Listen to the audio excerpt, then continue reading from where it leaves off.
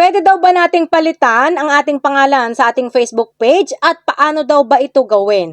So, ang pagpapalit po ng pangalan natin sa Facebook page guys is hindi po yan basta-basta mapapalitan. Kailangan po ng approval ni Meta. So, kung paano gawin guys, sundan nyo lang ang video na ito.